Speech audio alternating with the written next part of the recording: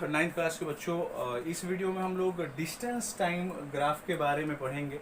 इसके पहले वीडियो में मैंने आप लोगों को बताया था किसके बारे में, ग्राफ के बारे में, जिसमें आप लोगों ने पढ़ा कि ग्राफ को रिप्रेजेंट कैसे किया जाता है। इस वीडियो में हम डिस्टेंस टाइम को कैसे रिप्रेजेंट किया जाता है या उसके हेल्प से जो स्पीड होता है वो कैसे निकाला जाता है, ये हम जानेंगे। ठीक है, तो सबसे पहले इस वाले ग्राफ को देखिए। ये जो ग्राफ है वो है आपका डिस्टेंस टाइम ग्राफ ही, जिसमें टाइम को सेकंड में और डिस्टेंस को मीटर में, जो इसका ऐसा यूनिट होता है उसमें दिखाया गया है। इसको यूनिट को आप चेंज कर सकते हो, बिग ले सकते हो, बड़ा ले सकते हो। अब बढ़ते हैं आगे। ये जो पिक्चर है उसमें यहाँ पर ये ओरिजिन है, तो यहाँ से डिस्टेंस किसका, ऑब्जेक्ट का स्टार्टिंग में कितना है, 4 मीटर के आसपास है। स्टार्टिंग में कितना है, 4 मीटर। ठीक है, और जब स्टार्टिंग में यानी जब 0 सेकंड था, यानी स्टार्टिंग में वो 4 मीटर पर था ओरिजिन से, फिर 1 सेकंड के बाद देखा गया कि वो वस्तु कहाँ है, तो देखा गया कि 4 के सामने ही है। 3 सेकंड के बाद 4 के सामने ही है, 4 सेकंड के बाद 4 के ही सामने है, और 7 सेकंड के बाद 7 के ही सामने है। तो फर्स्ट ऑफ ऑल ए और बी ये दोनों पोजीशन को कंपेयर करेंगे और ये देखेंगे कि इन दोनों के बीच का जो डिस्टेंस था ओरिजिन से वो क्या था, सेम था।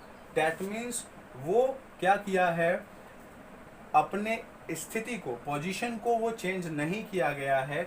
इसलिए इसको आप कह सकते हैं कि यह जो ग्राफ है, स्पेलिंग मिस्टेक है, ध्यान दीजिएगा। ठीक है,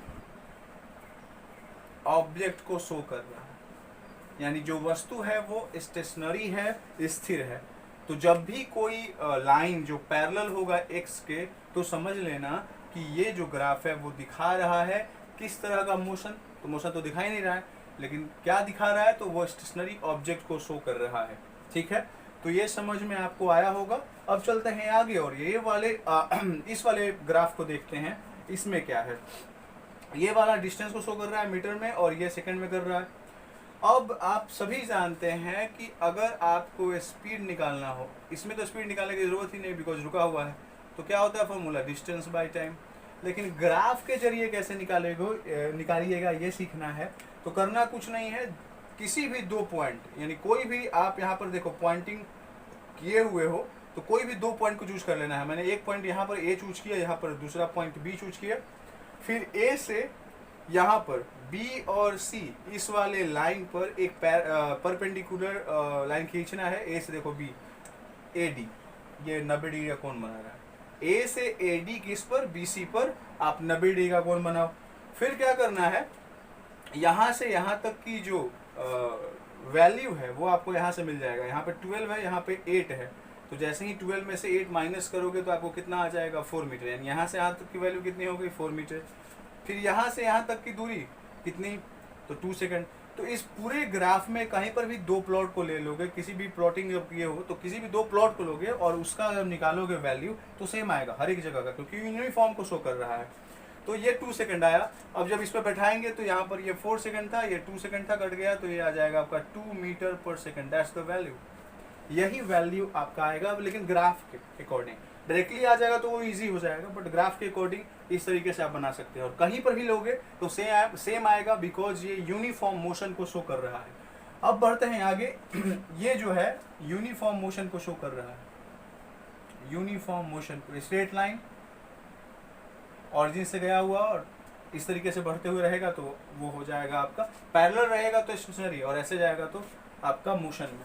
लेकिन कैसा मोशन, यूनिफॉर्म मोशन। ये जो पिक्चर आपको दोनों दिख रहा है ये नॉन यूनिफॉर्म मोशन को शो कर रहा है, नॉन यूनिफॉर्म मोशन को शो कर रहा है। ठीक है, यूनिफॉर्म नहीं है, नॉन यूनिफॉर्म है। तो 2 स्थितियां बनती हैं, एक कि जब डिस्टेंस उसका बढ़े टाइम के अकॉर्डिंग।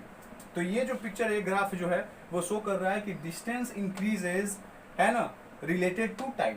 टाइम के अनुसार डिस्टेंस इस वाले ग्राफ में बढ़ रहा है। देखो पहले आप 1 सेकंड में 2 जा रहा था, 2 सेकंड में 4 गया, 3 सेकंड में 6 गया, 4 सेकंड में 10 गया, क्योंकि यहाँ तक तो मान लो सेम जा रहा था, बट 4 सेकंड में 10 चला गया, 5 में 14 चला गया, 6 में 20 चला गया। तो ये अकॉर्डिंगली बढ़ रहा है और तेजी से बढ़ रहा है, डिस्टेंस इसका बढ़ रहा है टाइम के अकॉर्डिंग, तो ये नॉन यूनिफॉर्म हो जाएगा। दूसरी जो स्थिति है वो ये है कि आपका जो डिस्टेंस से टाइम के अकॉर्डिंग घटेगा, लेकिन अगर स्टार्टिंग पॉइंट से लोगे तो कुछ देर के लिए बढ़ेगा, तभी तो घटेगा ना। अभी कुछ दूरी तय ही नहीं करेगा तो घटेगा कैसे। तो जीरो से अगर दिखाओगे इसको तो पहले तो ऐसे जाएगा, लेकिन फिर ये नीचे की तरफ जाएगा, यानी एक्स एक्सिस की तरफ मूव करना शुरू करेगा। और ये जब वाई एक्सिस की तरफ मूव करना हो जाए या पैरेलल जब होना शुरू हो जाए तो समझ लो कि ये क्या कर रहा है, डिस्टेंस को बढ़ा हुआ दिखा रहा है और ये डिस्टेंस को कम होता हुआ दिखा रहा है जब वो एक्स के पैरेलल। देखो ये वाला के पैरेलल अगर जाने की कोशिश करेगा तो वो डिस्टेंस को कम होता हुआ दिखा रहा है, और अगर इस वाले के पैरेलल अगर एक्स वाई वाले के पैरेलल अगर जाने की कोशिश कर रहा है ये ग्राफ, तो समझ लो कि डिस्टेंस को बढ़ा हुआ दिखा रहा है ये ग्राफ।